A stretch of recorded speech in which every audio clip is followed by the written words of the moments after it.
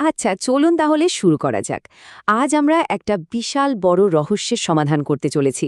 অনেকটা মহাজাগতিক গোয়েন্দা কাহিনীর মতো। আমরা সবচেয়ে বড় কিছু প্রশ্নের উত্তর খুঁজব। আমরা ঠিক কোন ধরনের মহাবিশ্বে বাস করি, আর আমরা সেটা জানলামই বা কী করে। তো এটাই হলো আমাদের আজকের মূল রহস্য। ভাবুন তো একবার, এই যে বিশাল অনন্ত মহাবিশ্ব, এটা আসলে কি দিয়ে গড়া? এর ভেতরে কি কি উপাদান আছে? এই প্রশ্নের উত্তর খোঁজাটা কিন্তু এক কথায় বিরাট একটা চ্যালেঞ্জ। তবে বিজ্ঞানীরা কিছু অসাধারণ সূত্র খুঁজে পেয়েছেন, যা আমাদের একদম সঠিক পথের দিকে নিয়ে যাচ্ছে। আসলে ব্যাপারটা হলো, কয়েকটা প্রধান মহাজাগতিক সংখ্যার ওপর ভিত্তি করে অনেক রকমের মহাবিশ্ব হতে পারত।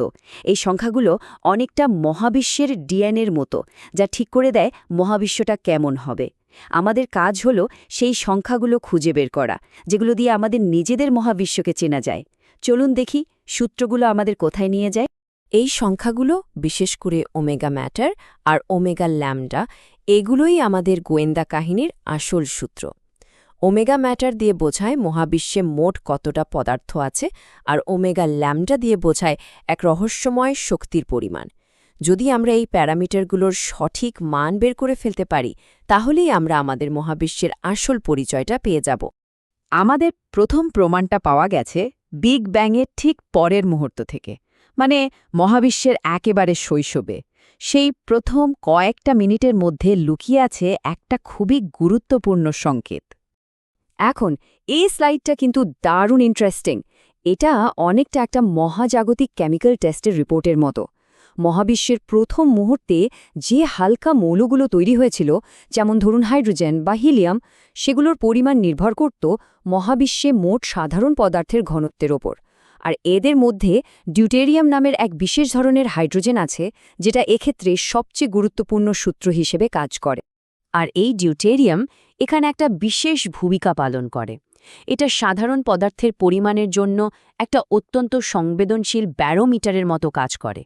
এই পরিমাণটা মেপে বিজ্ঞানীরা একেবারে নির্ভুলভাবে বলে দিতে পারেন যে আমাদের মহাবিশ্বে মোট সাধারণ পদার্থ ঠিক কতটা আছে। আর ফলাফল শুনলে অবাক হতে হয়, একেবারে চমকে দেওয়ার মতো।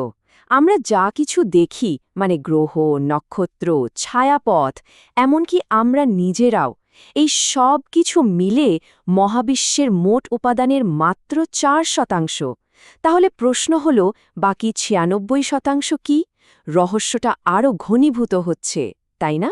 বেশ, তাহলে চলুন আমাদের দ্বিতীয় সূত্রের দিকে এগোনো যাক। এই সূত্রটা আমরা পেয়েছি অনেক দূরের বিস্ফোরিত নক্ষত্র থেকে। এই নক্ষত্রগুলো মহাজাগতিক বাতিঘরের মতো কাজ করে, আমাদের পথ দেখায়। কসমোলজিস্টদের জন্য টাইপ IA সুপারনোভা একটা অসাধারণ যন্ত্র, কারণ এদের আসল উজ্জ্বলতা সবসময় একই থাকে। তাই এরা কত দূরে আছে তার উপর ভিত্তি করে এদেরকে কতটা অনুজ্জ্বল দেখাচ্ছে, সেটা মেপে আমরা মহাবিশ্বের দূরত্বের একটা নিখুঁত মানচিত্র তৈরি করতে পারি। এই স্লাইডে আমরা আমাদের সন্দেহভাজনদের একটা লাইন আপ দেখতে পাচ্ছি। প্রত্যেকটা লাইন এক একটা ভিন্ন মহাবিশ্বের মডেলকে দেখাচ্ছে। একটা মহাবিশ্ব হয়তো মাধ্যাকর্ষণের কারণে ধীরে ধীরে মন্থর হচ্ছে, আরেকটা হয়তো স্থির গতিতে ফেলছে, আর তৃতীয়টা সময়ের সাথে সাথে আরও দ্রুত গতিতে প্রসারিত হচ্ছে। প্রশ্ন হল, বাস্তব তথ্য কোনটার সাথে মেলে? আর এখানেই আসে গল্পের আসল মোড়। বাস্তব সুপারনোভা থেকে পাওয়া ডেটা পয়েন্টগুলো দেখুন, একেবারে পরিষ্কারভাবে সেই মডেলটাকেই সমর্থন করছে, যেখানে মহাবিশ্বটা ত্বরান্বিত হচ্ছে। এর মানে হলো, এমন কোনো এক রহস্যময় বিকর্ষণ শক্তি কাজ করছে, যা মহাবিশ্বকে বাইরের দিকে ঠেলে দিচ্ছে। এবার আসা যাক আমাদের শেষ আর সম্ভবত সবচেয়ে শক্তিশালী প্রমাণটার দিকে, বিগ ব্যাংয়ের আবছা প্রতিধ্বনি, যা কসমিক মাইক্রোওয়েভ ব্যাকগ্রাউন্ড বা CMB নামে পরিচিত। এটাকে বলতে পারেন মহাবিশ্বের একেবারে ছোটবেলার ছবি, যখন ওর বয়স ছিল মাত্র 3,80,000 বছর। এই ছবিতে যে গরম আর ঠান্ডা বিন্দুর নকশাগুলো দেখা যাচ্ছে, সেগুলোর আকার আমাদের বলে দেয় আমাদের মহাবিশ্বের জ্যামিতিটা কেমন। এটা কি একদম সমতল, নাকি একটা বলের মতো বাঁকা? এটা মহাবিশ্বের সামগ্রিক আকৃতি মাপার সবচেয়ে নিখুঁত উপায়। আর CMB থেকে পাওয়া তথ্য একটা গভীর সিদ্ধান্তে আমাদের পৌঁছে দেয়। আমাদের মহাবিশ্ব জ্যামিতিকভাবে প্রায় নিখুঁতভাবে সমতল বা ফ্ল্যাট। এর মানে হল, মহাবিশ্বের মোট পদার্থ আর শক্তির ঘনত্ব একটা নির্দিষ্ট সংকট মানের সমান হতে হবে, যাকে বিজ্ঞানীরা 1 বলেন।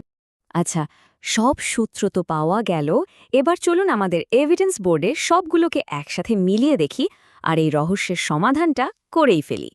তো প্রথম সূত্র থেকে আমরা জেনেছিলাম যে মহাবিশ্বের মাত্র 4% হল সাধারণ পদার্থ, মানে যা কিছু আমরা দেখতে পাই, যা দিয়ে আমরা তৈরি।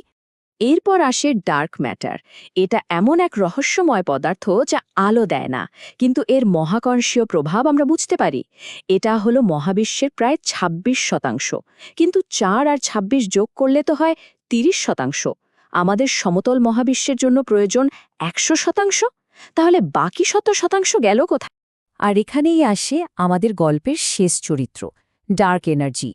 এটাই সেই রহস্যময় শক্তি যা দ্বিতীয় সূত্র অনুযায়ী মহাবিশ্বের প্রসারণকে ত্বরান্বিত করছে, আর তৃতীয় সূত্র অনুযায়ী বাকি 70% ঘনত্ব পূরণ করে মহাবিশ্বকে সমতল বানাচ্ছে। ব্যাস, রহস্যের সমাধান হয়ে গেল। আমরা তো জানলাম মহাবিশ্ব কী দিয়ে তৈরি, কিন্তু এটা আমাদের আরও একটা গভীর প্রশ্নের দিকে নিয়ে যায়। কেন মহাবিশ্বটা ঠিক এভাবেই শুরু হলো? এখানে দুটো বড় খটকা আছে। প্রথমত, আমাদের মহাবিশ্ব কেন এতটা নিখুঁতভাবে সমতল? সামান্যতম এদিক ওদিক হলে মহাবিশ্ব অনেক আগেই ধ্বংস হয়ে যেত। দ্বিতীয়ত, মহাবিশ্বের দূরতম প্রান্তগুলো, যারা একে অপরের সাথে কখনো যোগাযোগই করতে পারেনি, তারাও কেন আশ্চর্যজনকভাবে একই রকম দেখতে? এর জন্য একটা নতুন ব্যাখ্যার প্রয়োজন ছিল। আর সেই ব্যাখ্যাটাই হল কসমিক ইনফ্লেশন বা মহাজাগতিক স্ফীতি। তত্ত্বটা বলে যে বিগ ব্যাংয়ের ঠিক পরে 1 সেকেন্ডেরও অতি ক্ষুদ্র ভগ্নাংশে মহাবিশ্ব আলোর চেয়েও বহু গুণ দ্রুত গতিতে ফুলে ফেপে উঠেছিল। এই অবিশ্বাস্য প্রসারণ যে কোনো বক্রতাকে সমতল করে দিয়েছে আর যে কোনো অসমতাকে মসৃণ করে দিয়েছে, যা আমরা আজ দেখতে পাই। আর এই স্লাইডটি পুরো ব্যাপারটাকে চমৎকারভাবে তুলে ধরেছে। একবার শুধু কল্পনা করুন, আমরা যা কিছু দেখি, এই বিশাল মহাবিশ্ব, তার পুরোটার জন্ম হয়েছিল একটা পরমাণুর চেয়েও ছোট একটা জায়গা থেকে, চোখের পলক ফেলারও কম সময়ে। এটাই আমাদের অস্তিত্বের এক অবিশ্বাস্য আর গভীরতম গল্প।